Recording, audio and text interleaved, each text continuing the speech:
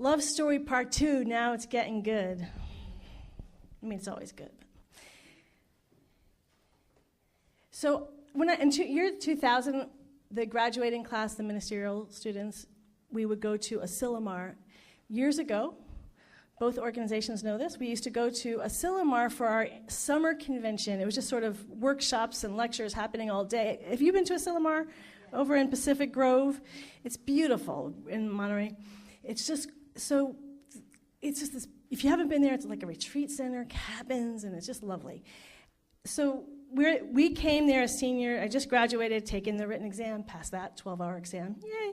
So now we're at the Asilomar to do our oral panels, plus the whole community, people from all over the country and the world who are in CSL would come. And it was just the energy is great. But what I remember most was just walking along the beach. And in fact, by this time I was done. 12-hour exam, that was enough really for me. So I didn't go to any of the lectures or workshops, or I just stayed on the beach. And I remember at this particular week, it was really misty and foggy. And I loved it. I wasn't used to that. Every time I went to the beach, it was bright and sunny out, clear. When we think of spirit, it's clarity. So it was interesting to me that as I'm walking in this mist, I feel closer to spirit. That I thought, isn't that interesting that it feels more mystical? I think, oh, now I'm in the mystical realm, now that it's all foggy and misty and I can feel the rain and it feels so good and rich. What is that? What is that thing that it does for our soul? And that's really what we're talking about today with our love story. In Sufi poems, Sufi mystics wrote poems, and that what they're famous for often is love poems of longing. That there is a divine mystery, that there is this longing to get closer to the divine. It's there. It's like in that mist. That beautiful, clear day is right there, but that mist is covering it. There's a mystery there. And there is a longing in their love poems. There's a crushing of the heart because you feel like you're almost there, but you can't quite get it.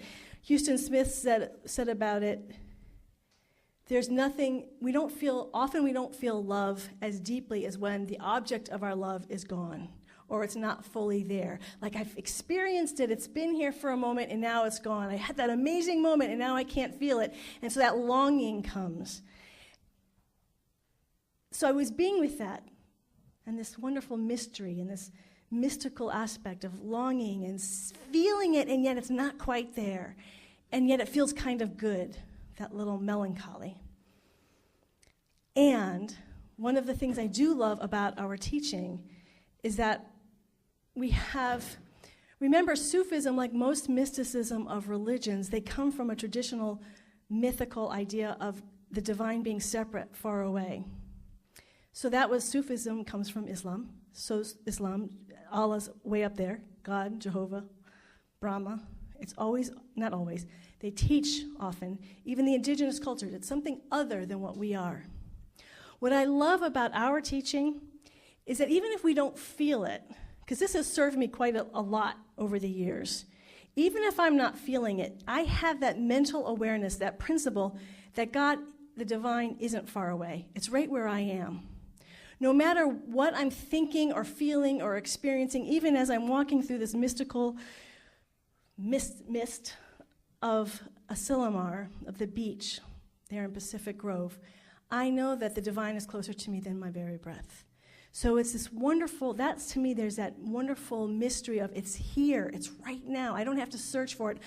I don't think we come up with as many love poems in our teaching because we have a sense of, no, but it is here. I know it's here. I may not be feeling it, but it's here. And that really serves me because it's not, then it shifts from being a temperamental presence or a presence that withholds, that says, oh, I love you, but now I'm taking away my love. See, a lot of that poetry is sort of like, it's like this divine intention to love us, and now it's withdrawing its love from us, which feels kind of cruel to me. So in our teaching, we know that love doesn't withdraw. It's not withholding. It is always there. It is always present. It is a principle. It is a truth. It doesn't come and it doesn't go. It doesn't have these whims of however you're acting, I'm going to respond. It's not that type of relationship. So that carries me during those difficult times when I feel separation, just to even have that mental knowing. But one of the things, so really, it's us, right? That's blocking us. There's something showing up. So it's funny, I read various things this week that all was along this theme. I was reading Father Maximos, a mystic, was talking about there's different levels that we are at on our spiritual journey. And so he likened it to, though all planting, but we're the field, our personality, our being is the field. And he said on the surface, there's a lot of wonderful topsoil. Easy to plow, plant new seeds, get new growth. Things shift really easily. And that often happens when we're first on this journey. It's like, wow, change your thinking, change your thoughts. I can get new things happening. And it's so exciting and playful. And that's so fun to enjoy, to plant those new seeds. For me, I remember a practitioner once asked, do you feel like you shouldn't enjoy the surface? You should always be in that deep part? And I thought that was a really wonderful question, because I was just thinking this past week, I had this great, cars are driving around, no parking places. I'm like, I'm doing a treatment for a parking place. And I did one, and I let it go, keys, let it go at the end, completely let it go, after I completely let it go, car pulls out right in front of me, and I go in. And every time I get excited, right? Do you still get excited? So we want to enjoy the little things. I want the perfect this, or it's that topsoil. It's easy to just put your thoughts in there, and it happens, and it's fun, and we need to celebrate it, and share it with people, and laugh over it, and delight in it. Part of what we want to know about this community, all communities, but the spiritual journey, and I love the fact that Banter, all these people were coming together, so we realize that there's a very big community that we're part of, that we're here to celebrate each other and support one another. We're here to celebrate. That is so cool. You got a parking place. I love that you did that. That's so fun. Or you changed it. And then, oh man, I did a treatment for a parking place and I didn't get it. Darn it. You know, the purpose of community is to celebrate and to support. So that's a theme, undergoing theme through all of this. But we want to do the celebration. We don't want to forget the celebration, because ultimately spirit is all good. Spirit is all joy, all love, all peace. So at the highest level, that is its eternal nature. So we want to celebrate it every time we experience it. So there's no shallow end, really. Manifesting a parking place is part of God's bliss. That is the eternal bliss of God. And we need to celebrate it. And then we go a little bit deeper on our spiritual journey. And he says that's when we start coming across pebbles. It's not quite as fluid, this topsoil. We have pebbles we have to scrape away a little bit. This is where it starts to get a little uncomfortable. Change isn't quite as simple. Whether you get a parking place or not, the fact is you're not going to feel much pain one way or the other. That's why those things come easily. But then we start getting things that we get a little more attached to or matter to us a little bit more. So we have to do a little bit more digging and work, and that's when we're in classes. We dig more a little into what do I really believe about this. I think, for instance, if you wanted to change your financial life, if you did nothing but focus on your beliefs and systems for 2 years, I would say, for some reason I have 2 years in my mind. It has no scientific basis whatsoever. Just anecdotal, because I see it. Someone who's really wanting to change their financial life, and that's what they focus in on for 2 years. You really work at it. Work at those principles in yourself. Really, then I see it, that it changes. Your financial life, not just on the surface, not just on the topsoil, but at a deep level, your prosperity shifts. But it's going to take focus. You don't just get rid of, if you just chuck a few pebbles out of the way, they're just going to roll back into place again. So you have to really move those pebbles. And that's why it gets a little uncomfortable as you get a little bit deeper. But it does work, and people, that's part of the love of doing this work, of going to the classes. You can focus on your attention. I want to do something different about relationships. I personally think it helps to focus on one thing rather than a lot of different things. My work or my career, just like 2 years, just give yourself, what are my beliefs about work? Just really work on it. Pull away at those weeds and those pebbles. Shift happens, and it's powerful. And so our community is full of people who have had amazing shifts in their life because of this work that they've been doing. It's also a work where you start to begin to feel a little sadness, because as you're moving those pebbles, sometimes it hurts. And so there's also the difficult part, the little bit of crying and the sadness, and that's one of this part of this journey we want to embrace as well. That as you're digging those pebbles and you're spending those 2 years on changing your finances, there are some things that you may be attached to that you have to let go of. Maybe not hugely attached to. You don't really want to stay with poverty and difficulty, but it's familiar enough that it causes pain. I think of, what got me thinking about this was, it's not funny, I don't know why I know why I'm laughing, but what got me thinking about it wasn't funny. In the Reign of Gold, Doña Guadalupe has what she calls a crying tree. And whenever she felt sad, when it felt too overwhelming for her family, or whatever was going on, she would go to her tree, and that would be the place where she would cry. Even though she prayed everywhere, it was a place where she felt the most divine. And she said, this tree's been through so much. It's limbs chopped off, meteorite that they had tore off, but it always grows new life, right? And so that was her place where she just could let her heart go. And she would sometimes spend all day and it would purify her heart. And it's a purifying process. So I was thinking, we all need a crying tree. And what made me laugh is it actually reminded me of an episode on Everybody Loves Raymond, which I haven't seen in years, but I just remember this because it had such an impact on me. The character Deborah, who is Ray Romano's wife, this is what I remember. I don't even know if it's exactly right. I think she's like trying to get him out of the house for the day. Like her kids are gone for the day, and she's very desperately trying to get him out of the house. And he gets a little suspicious why she wants him to get out, like, go play golf. Well, that's on you, that's not like her. So he goes back and he's looking through the window to see what she's up to, what secret she has planned. And she's just sitting on the couch crying and crying, and he gets so upset. So he finally confronts her and says, okay, I didn't go anywhere. I was peeking through the window and you were crying. What's going on? What's so sad? And she said, nothing. I just needed to sit and cry. And it makes me laugh because resonation. Women do not need a reason to cry. I just want to be very clear about that. Just sit there with your box of tissues. And it feels so good. I just thank you. And you feel such a relief. So there's that release that crying gives us. And I want to just keep giving us permission that it is okay to have a crying tree, or just to have that, everyone get away, I just need to cry. Don't ask me why. There's nothing to fix. I just need to cry. And I shouldn't say, men may like to just cry for no reason too. I don't know. I haven't seen it as much, but I know women do. So then we have these pebbles. But now we get into the level of mystics. He says, now if you keep going past, I personally think most religions deal with the topsoil and the pebbles, and they do it very well. When we get into the mystical is about what we know about mysticism, it's about a total transformation of being. That they are not here just to say, change these different levels or change your beliefs around money or relationships. It's about a total transformation of your being. And so what Father Maximo says is, now you hit granite, solid rock. You're trying to make changes, and it's like trying to plant on rock, in concrete is what he said. It's like trying to plant on concrete. It's not moving. There's nothing shifting, and it hurts to start drilling into it. One of the poems, Rumi's poems, did you hear the second one? The lover, I'm looking for love and you're not moving, so I take a knife and stab you in the heart.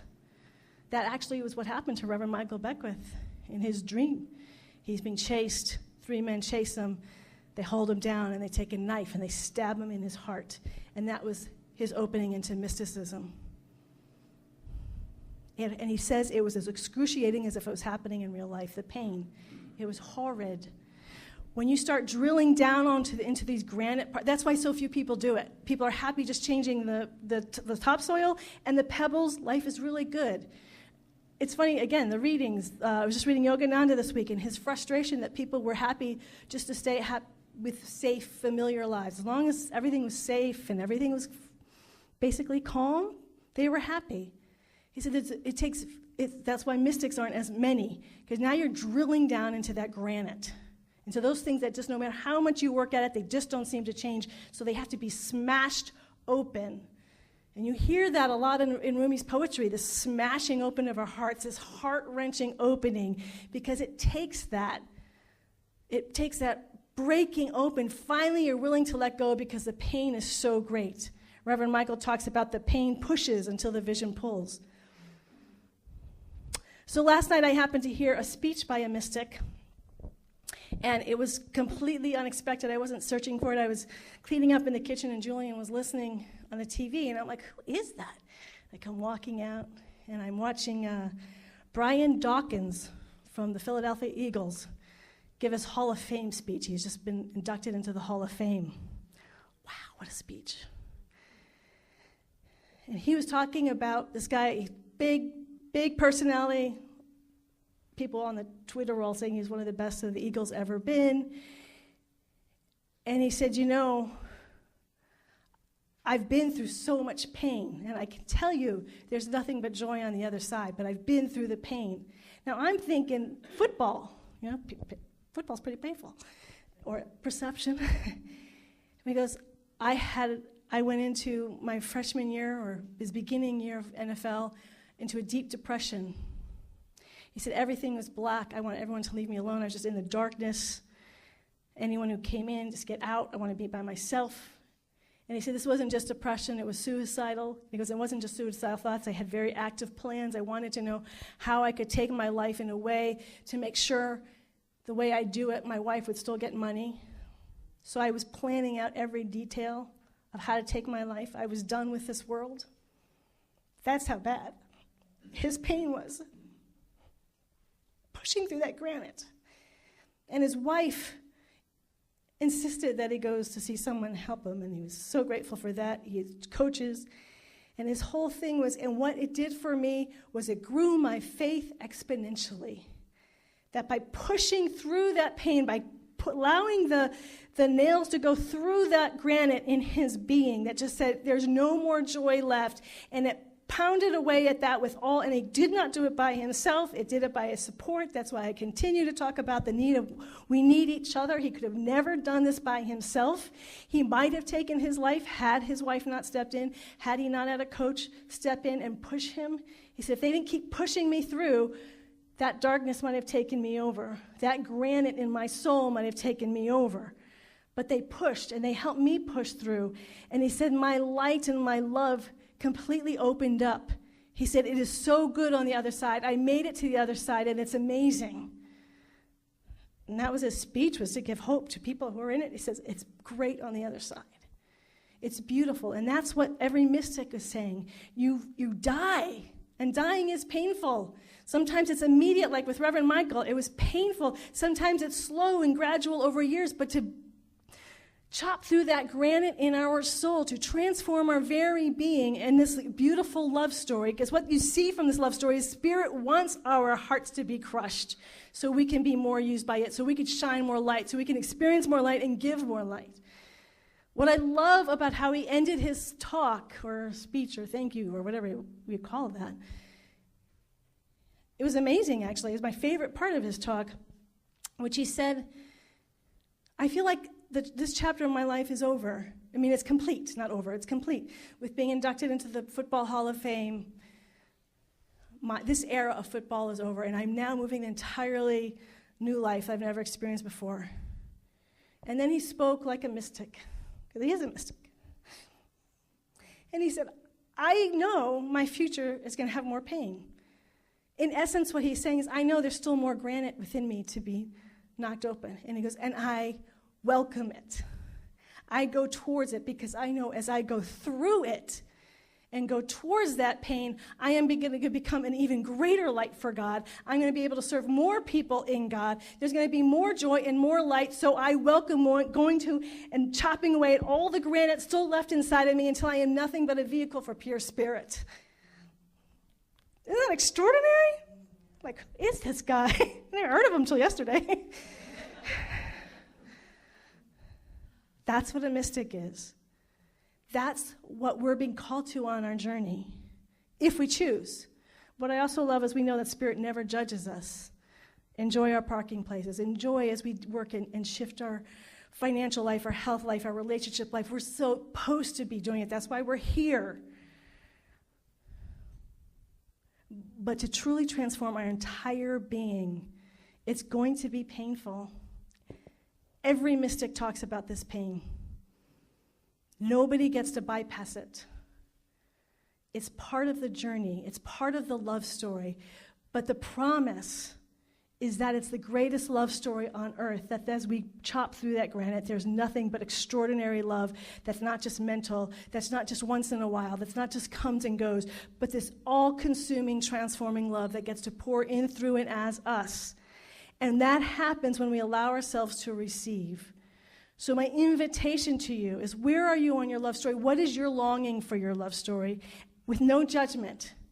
I have a friend, I think I mentioned it before, she said, I just don't have a pull to transform my whole life. That's just not, I really like working on the pebbles right now. I'm having a wonderful time. It's deep work. I'm changing how I show up in the world, and it really is filling me right now. I don't have this need to transform my whole being and become a mystic. She goes, I'll do that another lifetime. But I love that she was so clear about where she was and what fulfilled her.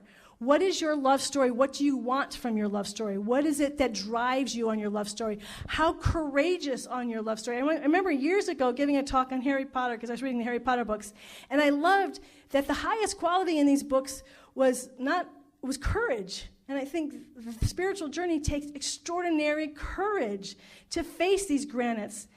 And I'm looking at some of you who were there last night. We're talking about they were talking a lot about spirituality and action. And I think about this in the big picture.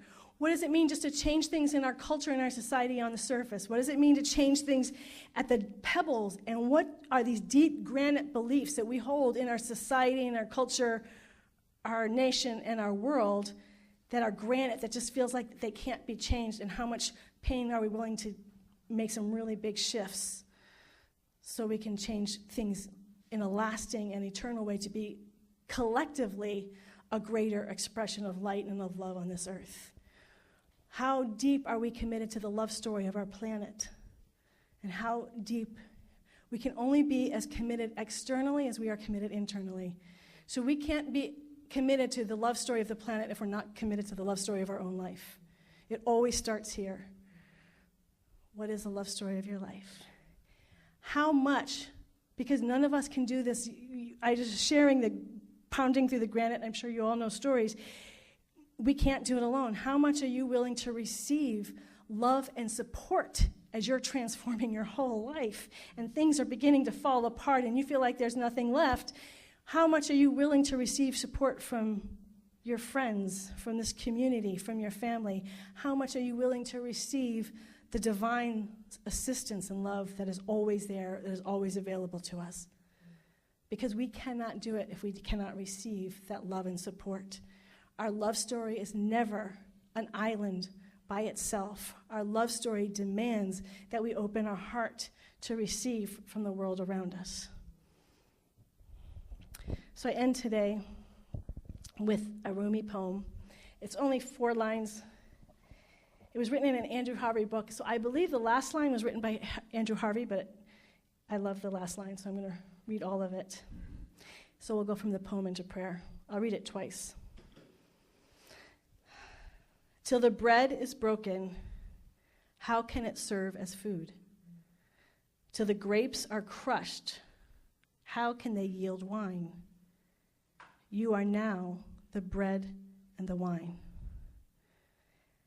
Till the bread is broken, how can it serve as food? Till the grapes are crushed, how can they yield wine? You are now the bread and the wine.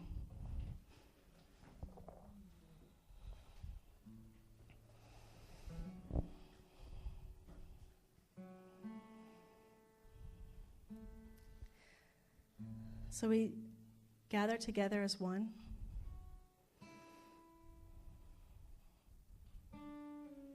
And even as we begin prayer, we just note, be aware in our heart, right in this very minute, how safe do we feel in this moment to allow our hearts to be completely open and vulnerable and receptive to the divine presence? How willing are we to let it open us? How willing are we allowed to feel the energy of the divine surrounding and folding us, in front of us and behind us and to our sides, to allow the love that is shining from our neighbors pour into us? For we do not exist separate from one another. The truth of our being is that we are always one, that we always exist together as one. We are together in this room as one. In reality, there are no walls. There is no us and them, me and you. There is only this one life. There is all of us, one, I am that I am. And as we know this about our life, we feel it as we know there's a church service praising and loving pure spirit just across the hallway. We feel and know our oneness with them. There is no wall. There is no division in spirit. Spirit does not have walls. Spirit does not have limitation. And so we feel our oneness even with this beautiful, extraordinary community. And so we feel this even now in this physical space of the community center. We feel this all over the city of Livermore, the Bay Area, the nation, the world. We are all one. Any idea of separation is an illusion. We are all one. We stand and know in this. We are one with the plants and the animals, the minerals, the life forms on all levels and dimensions of being. We are one with the stars and galaxies upon galaxies. We are one with the multidimension, and we are one. It is not us and that out there. We are one. Everything out there is in here, and everything in here is out there. There is no inner and there is no outer. There is only one. There is no up and there is no down. There is only one. There are no walls. There are no lines separating. We are one. This is the beginning, the middle, and the end of all mystical revelation. And we stand and live and move and have our being in it. Wherever we are playing with the delight of life, of creating new plants on the beautiful surface of our life, we give thanks and the pleasure and the joy that for we are here to experience the pleasure and joy of pure spirit. We delight as we are making shifts at this deeper level in our financial life, our physical, emotional, and mental health, in our relationships, in our work life. We delight in this wonderful concentration and focus and allowing new ways to show up, new thoughts, new ideas to reveal themselves as the kingdom of heaven on earth. We are that place to allow new life to glorify and become beautiful fruition. And we allow ourselves to go deep into our very being, our identity, our habit patterns, these ways of so solidified identity, and we allow those to crack open and to recognize that we are safe to let everything go, everything that we think we are, all those things that we hold on to and say, this is me. We allow it to dissolve into the nothingness from which it came, and only the I am is there to shine and radiate its pulsating its life on every level and dimension of our being. The I am that I am. I am that I am. That is all that is left. When everything is let go, when we break through all those pretend and illusionary borders and identities, I am that I am. And the miracle is we are still unique, even as we bask in this I am that I am. We are the radiant power of light. We are the radiant power of joy, of beauty, of harmony, of love, of bliss, of peace that passes all human understanding, and nothing can ever move us from this place.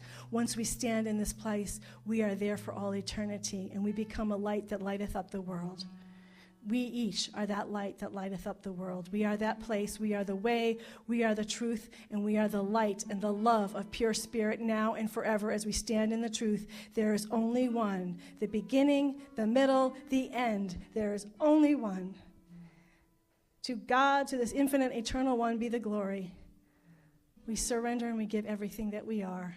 This is the divine love story, which we give our entire being to be. Thank you. Thank you, beloved one.